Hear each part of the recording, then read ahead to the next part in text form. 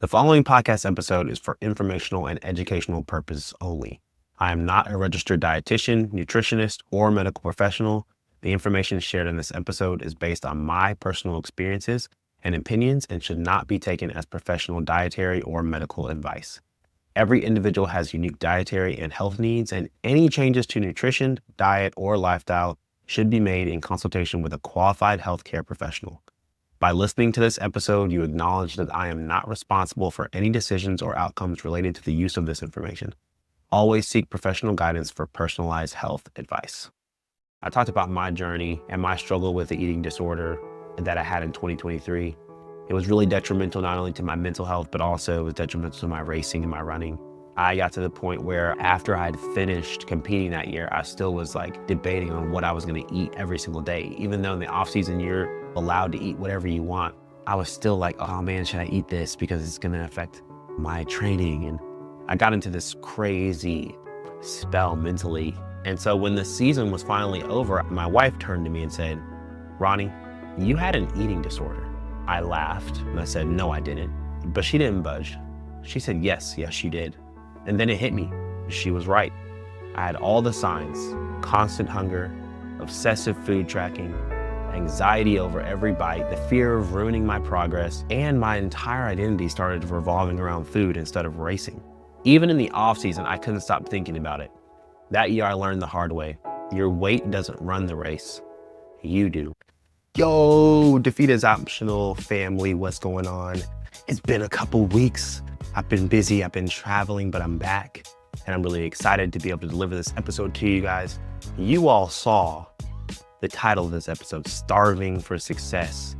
The goal in this episode is I'm gonna basically highlight the negative effects of undereating as a high-performing athlete, and I'm gonna give you some of the signs and side effects that you probably are in a calorie deficit. And obviously, if you're trying to perform at a high level, you don't wanna be in a calorie deficit. If you didn't know that, now you know.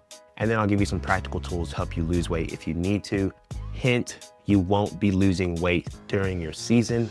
And if you're listening to this episode, you probably have questions like, what is the optimal weight for me to compete at? Quite frankly, I don't know what that is, but it's gonna be different for everybody. I've competed at 175, I've competed at 185.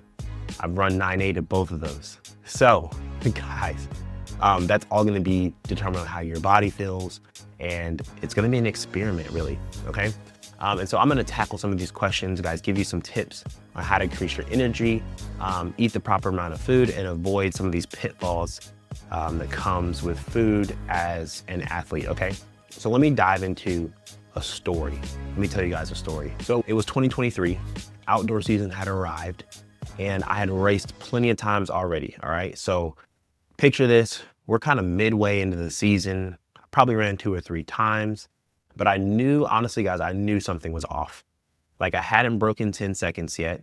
And for a sprinter at my level, it was a huge red flag. We're throwing red flags, challenge on the play, right? Because I typically, if you look at my career, every time I open up, I would open up at Mount Sac pretty much every year. And I would run 10 flat or 9.9. And then after that, every race that I'd run after that would be under 10 seconds. If you look at 2018, you look at 2021, every single time. So it was just it wasn't happening in 2023. And I was like, okay, something's got to be up. And it's like I was running, but I wasn't moving. It's kind of like I was running in place. I don't know if any of you guys have felt like that. Maybe even if you're not a track athlete, you felt like that. You're like, I'm going to do some sprints today. And you just feel like you're not going anywhere. And that's how I was, man. I was competing, but I was not competing. And so then I got into the Paris Diamond League. Honestly, I got into the Paris Diamond League by the skin of my teeth. Basically, I barely got in. I was in lane 8.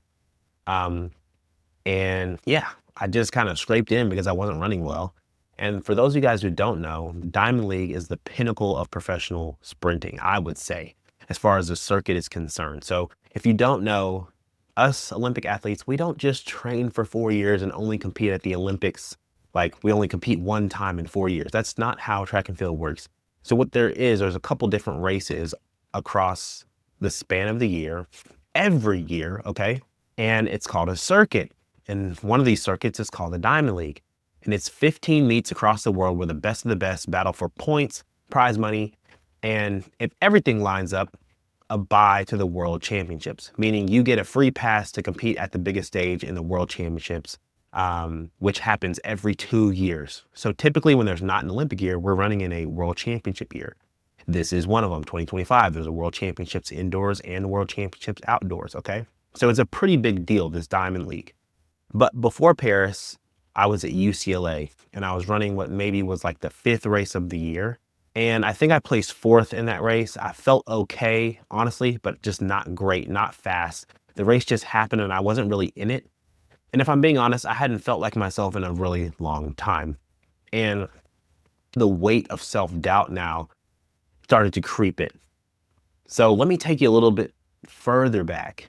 The year before, I sat out all of 2022 with a hamstring injury. The year before that, I placed 5th in the Olympics. 5th. 2 spots away from a medal. And after years of grinding to make a US team, I finally did it. I felt like I was ready, and then it all crumbled. That loss really did something to me. I started questioning everything. Was I even talented enough to win on a big stage?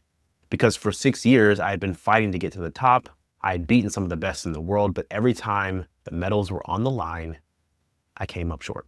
Any other year, this would have fueled me to go harder. Like if this would have happened early in my career, maybe the first, second year of my career, I would have been like, all right, let's grind, let's get better.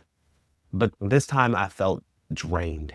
Instead of pushing forward, I started to pick myself apart. Maybe I need to give more effort here. Maybe my block start is the problem. Maybe my training isn't right. Maybe my diet is the issue. And that last thought, that one got me. The obsession with weight. I looked at my numbers. In Tokyo, I weighed 175 pounds when I ran 983. And at this point, I was hovering around 182. This is at this UCLA meet in 2023. I was hovering around 182, fluctuating probably between 182, 184. So I was like, that had to be it, right? The extra weight, that's what was slowing me down. So I figured, hey, I've got 6 weeks before USA's, and I made a decision. I'm gonna drop this weight and I'm gonna drop it fast because I feel like if I can drop this weight, I'll be back to my race weight. I'll be back to running 983 like I did in 2021. Everything will be cool. So I hired a nutrition coach and I started to cut those calories, right? I ate the exact same meals every single day. And they were small meals, I'm gonna tell you that, right? So for breakfast, I had this tiny serving of oatmeal. I think it was like half a cup of oatmeal and like a cup of egg whites. So that was my breakfast. For lunch, I had like 6 ounces of chicken or fish and a cup of rice and some vegetables. My snack was like a protein shake and water. My dinner was like 6 ounces of salmon and like this big salad. The salad was actually pretty good, okay? But there was like barely any salad dressing on it. And then at the end of the night, I have a shake before bed and I got to mix that one with milk. Probably the best part of my day. And that was it. And you know what? It worked. I dropped down to 175 pounds. I was lean. I looked fast, but I felt horrible. I was starving for success. I was hungry all the time. I was going to practice hungry. I was leaving practice hungry. I was walking around basically snapping at people, constantly irritated. Because if you know anything about cutting carbohydrates and cutting your calories, you're gonna be a pissed individual, okay? My body was just breaking down because I felt like I was in this space where I wasn't running fast. I was like, okay, maybe I need to push heavier weights. So I started to push heavier weights in the gym, trying to get stronger. The problem is, guys, I had no fuel. I was running on empty. And the worst part is that my mind became obsessed over the food I was eating. This got to the point, guys, where I had a list, a literal list of every restaurant I wanted to eat at after the season.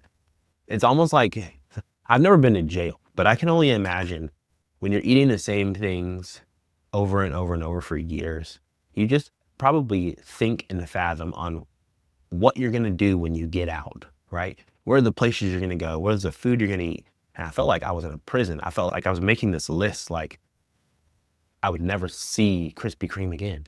You know what I'm saying? And so I would spend hours, guys, it got bad. I would spend hours watching YouTube food challenges. Like, it got to the point where the algorithm in YouTube, because you know that YouTube is run by an algorithm. They were literally feeding me, no pun intended, literally feeding me videos of people like trying to consume the whole Chick-fil-A menu, which became entertainment for me because I was so hungry. Um, it was kind of wild. And it's funny now, but when I was in that space, looking back on it, obviously it was very detrimental to not only my physical health, but also my mental health. And yeah, I just felt like I was counting my days to freedom as far as eating whatever I could. But I knew that, hey, look, like I felt like this was the key. And so I would do whatever it takes, right, to be great. And sometimes that's a good thing, and sometimes it's a bad thing. And obviously in this case, it was a bad thing. And you know what? All of that effort got me. It got me a time of 10:48. It got me put out of the first round of the World Championship trials in 2023. And it was the slowest I had run in years. It's almost like I started to do this, I started to look better, I started to get to the weight I wanted, and I was going backwards. And that will really mess you up. And so when the season was finally over, I was sitting on my couch, still obsessing over food, and my wife turned to me and said, Ronnie, you had an eating disorder. I laughed and I said, no, I didn't. But she didn't budge. She said, yes, you did. And then it hit me. She was right.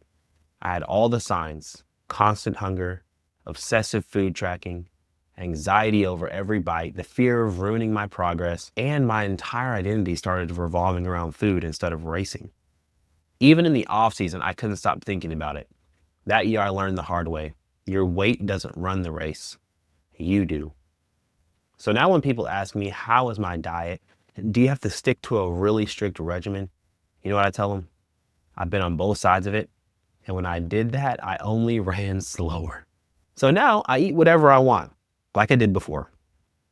I say all of that to say that most athletes are under eating, one, because they feel like they need to lose weight in order to improve their performance, or two, because they simply don't even know that they're under eating, or three, they feel guilty for eating what they would deem quote unquote junk food. So the big question is, how do you know if you're fueling properly, and what are the signs that you can key in on that would alert you that maybe you're not eating enough or fueling your body properly to perform at a high level, not only in practice, but when it comes to game day. Okay. So here are just 3 signs that I noticed in myself that I wasn't aware of in the beginning that I want to make you guys aware of. So sign number 1, and this is typically noticeable right away, is I dealt with a few times in my career, kind of unknowingly, but I talked about at the beginning of this episode, I was exhausted all the time. Every day after workouts, it's almost like I had to take a nap, or I would, kid you not, guys, be drowsy sometimes on my ride home from practice. And if you're getting the proper amount of sleep, which is between 7 to 8 hours, and you're still always tired or feeling like you need caffeine to like keep you going through the day, then I would venture to say you're probably not eating enough before your workouts, or you're not replenishing what you're losing after your workouts. Okay. That's sign number 1. It's a really easy sign. If you're tired all the time, this is sign number 1. So sign number 2 is you're simply losing weight and you're not trying to. So if you're on a scale and your weight keeps going down week after week after week, then it's safe to say you're probably not eating enough to maintain your weight, right? Pretty simple. You're burning more calories than you're putting in. So if you're losing weight, you're not trying to lose weight, that means that you're probably under eating, which means, you're probably going to feel tired a little bit, and your numbers probably in the weight room are not going to increase. They're probably going to go down. You're probably going to feel like it's a really hard time to lift the same weight that you did last week or 2 weeks before, etc. Okay. So that's sign number 2, is you're losing weight and you're not trying to. Lastly, the third sign, and honestly, guys, this is not an exhaustive list, meaning that there's lots of different signs that could key into this, but these are just some of the ones that I noticed in my own personal journey, right? Okay. The third one is if you're having interrupted sleep. And this is the one that's kind of sneaky, right? You may just be waking up in the middle of the night to like use the bathroom, and you're thinking that, hey, like I'm just hydrating well, so I'm having to pee more. And that could be the case. But there were times where I was waking up 3 to 4 times a night to use the restroom, which means that my sleep was all out of whack. If you're waking up every hour, hour and a half, that means that you're not getting into REM sleep, which means you're not recovering properly. Your body's not repairing itself. And so this is obviously detrimental, because I talked about this in one of my other podcasts. The biggest recovery tool that you have is sleep alone. There's nothing that you're going to do to replace sleep. There's no ice baths, Normatec boots, Mark Pro. There's no stimulation in the world that's going to be better than you getting a quality night's rest. Okay. So if you're waking up like I was over and over and over again, then there's probably something that's going on in your body. And I can tell you exactly what it is, because it took me so long to figure this out. So the crazy thing is, during the 2023 season, when I was losing weight, all the things that I just talked about were happening to me. I was extremely sleepy the majority of the time, and I would have to use caffeine, whether that's coffee, energy drinks, just to stay afloat. I would get drowsy in my car, which is obviously extremely dangerous if you're trying to drive. But ultimately, I didn't think anything of it. I was like, maybe I'm just tired, need to take a nap, whatever. I was so focused on getting back to the top. I was so focused on running fast that I compromised my health. And I did it to be successful. And I feel like there's probably a lot of people out there that will do anything it takes. But there comes a level of learning. And hopefully you guys can learn through this podcast that that's not always the best option, okay? And I'm here to tell you that it's not the best option. Your health is the most important thing, right? There's more important things in track and field. I said that there is. So just take that into account when you're going to be the best, right? So let's address each one of these signs. The first one is not having enough energy. And that's pretty obvious. If you don't have enough calories, your body is going to be basically running on empty. And you guys have probably already heard, that basically what you put in is what you get out. Your body is like a car, right? So if you have an engine that takes unleaded gas and you put diesel in it, it's going to mess up the engine.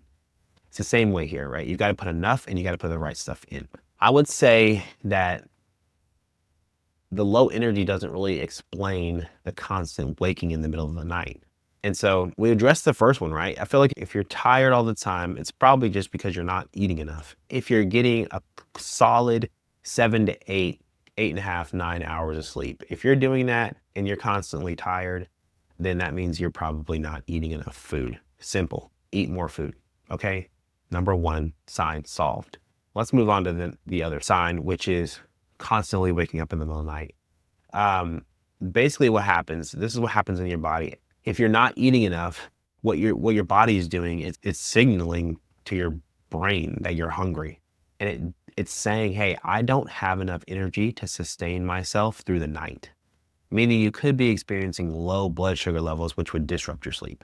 So if your blood sugar drops too low, it's going to signal your body to wake up, because it's saying like, hey, this is not good. If your blood sugar drops too low when you're asleep, it can be very detrimental to your health. So it's saying, hey, wake up, we need to eat, we need to increase our blood sugar level. So if you find yourself having to use the restroom multiple times at night, if you're talking about being in a calorie deficit and under eating, you may be getting enough water. However, I'm going to break this down a little bit scientifically, okay? Your body stores glycogen in your muscles and liver. And each gram of glycogen holds about 3 grams of water. Your body taps into glycogen stores for energy. So when you're in a calorie deficit, especially if you're cutting carbohydrates, these are your rices and potatoes and your granola bars and your Gatorade, all that stuff. If you're cutting that out of your diet, whenever your body is tapping into those glycogen stores, it's releasing the water. And this extra water needs to be excreted, right? Which leads to you having more frequent pees during the night, okay? And so at night, because your body continues to break down glycogen while you sleep, it means that you need carbohydrates to hydrate, essentially. So if you're drinking a lot of water and you feel like your mouth is still dry, you don't feel hydrated, I can guarantee you that you probably don't have enough carbohydrates in your system to hold on to that water, okay? You need the carbohydrates so that you can literally hydrate well. So they go hand in hand. You need carbohydrates to hold on to the water that you're drinking. But not only that, the glycogen is vital for performance. So glycogen, guys, it's stored in your muscles. And stay with me, right? I took anatomy in school. So glycogen fuels the ATP energy system. And long story short is that energy system, it powers all your high burst intensity exercises. So stuff like jumping, heavy squats, sprinting 60 to 100 meters. So guess what, guys? Carbohydrates and glycogen are super important, not only for powering your muscles, literally doing everything that you do as a track and field athlete, but also for recovery and so that you can hydrate properly. Okay, so they all go hand in hand. So knowing all this, what are we gonna do to combat these hunger pains? What are we gonna do to fight these hunger pains, fuel properly, and make sure we're getting the most out of training and recovery? Just to recap, we've talked about 3 signs, right? Being tired all the time, losing weight when you're not trying to, and the third one, which is frequent urination, which I experienced, bro. I was not getting quality sleep for so long. I would wake up so sore because I lifted and ran, and then I slept like trash, and I would wake up sore and then go practice again and wake up sore again and go practice again. And it was hard. Okay. So that frequent urination. And then we talked about some of the signs, obviously combating those signs. If you're tired, probably means, and you're getting a solid 7 to 8 hours of sleep, it probably means you're under eating. Up your calories, eat some more, right? Same thing with number 2. If you're losing weight, that means you just need to eat more food. And the last thing is, when you're going to eat foods, especially if you're struggling with peeing at night and you're struggling with staying hydrated, it's probably because you don't have any carbohydrates. Okay. So how much you're eating directly impacts all of those things we just talked about. So here are the things we're going to do, right? Rule number 1, for athletes, unless you're a wrestler or a bodybuilder, you're not going to commit to losing weight during the season. This is going to be something that you're going to do in the off season, because doing that is going to hinder your performance. It's going to decrease your energy, and it's going to increase your risk for injury. So unless you're in a bodybuilding competition and your job is to look pretty, then you're not going to want to try to lose weight during the season. There's no such thing as losing weight and gaining muscle at the same time. Let me repeat that for you guys. There's no such thing as losing weight and gaining muscle at the same time. Okay? You may lose weight and gain muscle definition, but muscle definition and muscle strength are 2 separate things, okay? And unless, again, your competition is looking pretty, then gaining muscle definition is not the goal. Because when I was 175 pounds in 2023, when I was cutting my calories and doing all this crazy dieting, guess what? I looked good. I was ripped, cut, shredded. I was a lean 175, but I wasn't strong. And in track and field, your goal is not muscle definition, it's power output, it's speed, it's strength. So if you want to lose weight, you need to do it in the off season. So how do we lose weight in the off season properly? First, you need to calculate your total daily energy expenditure. And we're going to refer to this as TDEE, right? Total daily energy expenditure. And to do this, you'll need to calculate your BMR. This stands for basal metabolic rate. And so there's 2 different equations. I'm going to go over them. There's one for men and there's one for women. For men, your BMR is going to be equal to, stay with me, this is like middle school algebra, PEMDAS, right? Parentheses, exponents, multiplication, division, addition, subtraction. Hey, I still remember that, okay? So it's an equation. I will actually put all of these equations and an example on how I calculate my own BMR, TDEE, all the macros, calories, and things I'm going to go through. I'm going to put that in the description, the show notes of this episode. So make sure you check that out. But the men's BMR equation is, in parentheses, 10 times your weight in kilograms. If you don't know how to find your weight in kilograms, all you do is you take your weight in pounds and you divide it by 2.2, right? So you got that in parentheses. You're going to add that to another bracket of parentheses, which is 6.25 times your height in centimeters. If you want to know how to find your height in centimeters, just Google. And then you're going to take that minus another bracket, 5 times your age plus 5. Okay, that's for men. So for women, BMR is equal to 10 times your weight in kilograms plus 6.25 times your height in centimeters minus 5 times your age minus 161. This is an equation that is going to give you a rough estimate, guys. Like, this is not going to be 100% accurate, but it will give you a rough estimate on technically how many calories you're going to burn in a day, right? Energy expenditure. So what you're going to do is you're going to take that number and then you're going to multiply it by a certain number depending on how active you are. And there is an activity tracker, which I'm going to put in the show notes as well, but it has a different number for how active you are. Some people are sedentary. Some people just walk. They only work out 1 to 2 times a week. For us, this number is going to be 1.55. I go in the moderate like activity level, which is 3 to 5 days a week. Most of you guys are working out 3 to 5 days a week, right? So you would multiply that number from the equation by 1.55. So that's going to give you roughly how many calories you're burning on a daily basis as you're working out. So for me, that would look like this. I'd like to add this. If you are calculating this for the off season, that 1.55 is going to look a little different because you might not be working out 3 to 5 times a week. So if you're more sedentary, you would choose that number. And if you're kind of like lightly active, you would choose that number because you don't want to say that you're working out 3 to 5 times a week if you're in your off season and you're chilling, right? It's going to fluctuate and be different. So that's just so you can get the right calculation for off season calories. Okay, moving on. Total daily energy expenditure. He says, okay, this is how many calories you're going to burn during every day, right? And then that is how many calories you're going to eat. So now if you wanted to lose weight, to create a deficit of 0.5 to 1 pound per week, which is healthy, I would recommend a calorie deficit of 300 to 500 calories, meaning you would take your total daily energy expenditure number we calculated, and you would subtract 500 from it. And if you start to lose the weight too fast, then what you're going to do is you're going to dial back that number from 500 to maybe 200. And if you're stuck at a certain weight and you're like, I need to lose more and I can't, then what you're going to do is you're going to just increase that number by 100. So you'd go from 500 to 600, see if that helps. If you lose some weight, then great, stay there. If not, you would continue to increase that number. But this is a slow process, which is why we don't do it during season. We do it in the off season. If you start to have really bad energy crashes, then you need to increase your calories and your carbohydrates. Okay, so that's basic 101 how to lose weight in the off season if you need to lose weight. Because I know that weight, as far as especially in sprinting, is a big deal. But if you need to, that's what you would do. All right, tip number 2. The second best thing you can do is grab yourself a food tracker. Now, I would not recommend tracking your food all the time. It's just not healthy for you. But doing it for a week or two can give you a more accurate depiction of how many grams of protein, carbs, and fat you're actually consuming on a daily basis, as well as your total calorie intake. It's a great way to just check in, make sure you're hitting your goals when it comes to nutrition.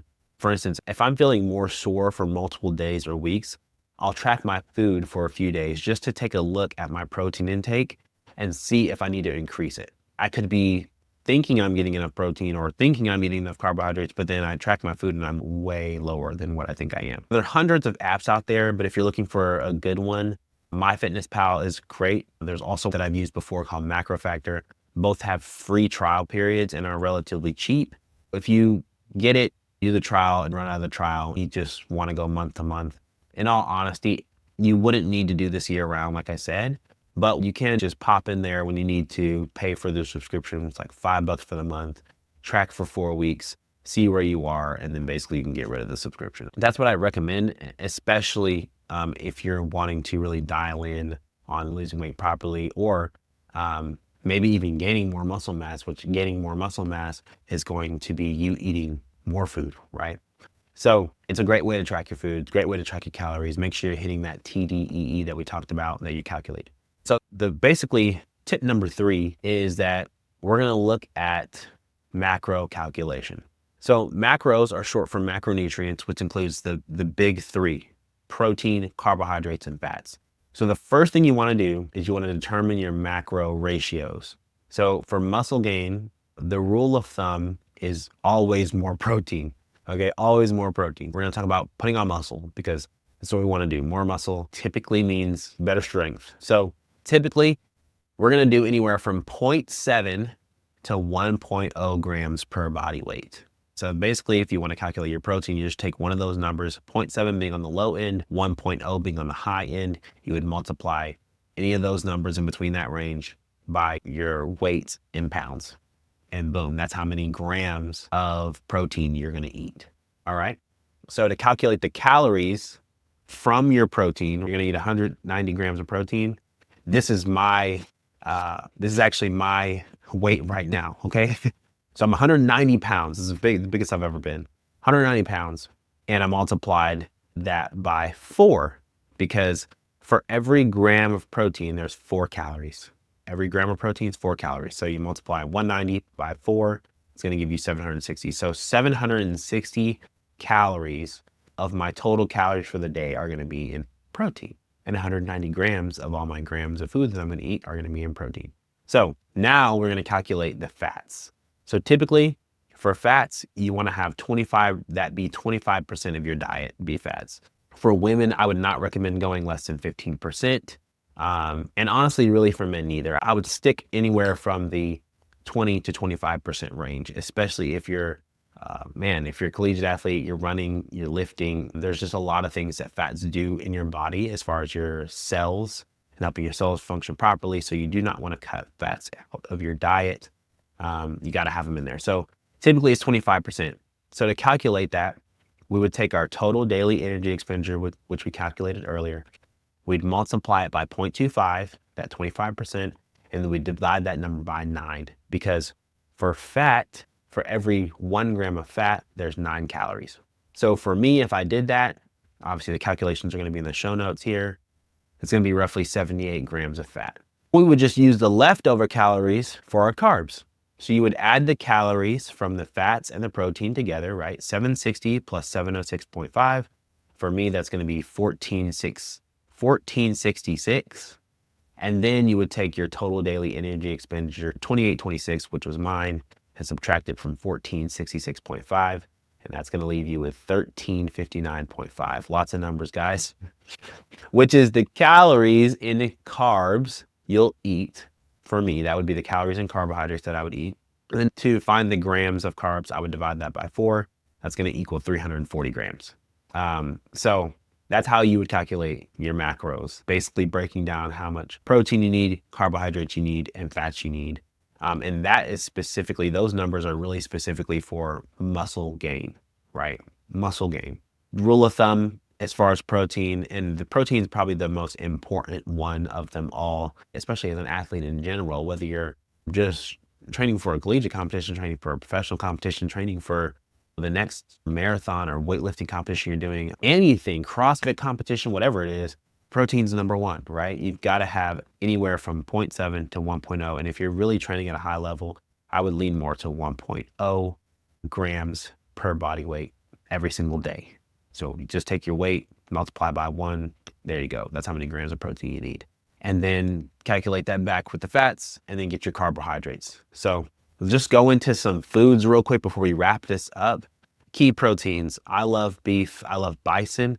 You can get bison at Costco. I've been buying bison more often. It's just a little bit leaner than beef, but beef works too, right? So beef, bison, salmon's a really good one because it has omega-3s. You've got chicken, which I've been steering away from chicken. All of the food that I eat, I typically go organic. So you want to make sure that it's grass-fed and not corn-fed. But I've been kind of steering away from chicken. It's just kind of like, ugh, to me lately. So I've been really keen on the beef and really keen on salmon. But chicken is another protein that you can use. Eggs are a great source of protein. Egg whites are also a great source of protein. So obviously, if you're talking about eating your body weight in grams of protein, you're going to need lots of options. And so those are great ones. You have all the nuts like almonds, cashews, the spectrum of nuts that you can eat have protein in them. So those are really good protein sources that I typically consume on a daily basis outside of the nuts because I'm allergic. But the eggs, the egg whites, all the meat, those are ones. And obviously if you need a supplement, which you definitely, if you're eating that much protein, you're going to need a supplement, boom, get you a protein shake. I recommend Thorne's products. I actually have a link in the description where you can get 10% off all your orders. So I would recommend that. It's NSF safe for sport, which means whenever you take it, it's going to be clean. You're going to be competing clean. There's no banned substances in it. It is free and clear. It's the one I've used for basically my entire career and even in college.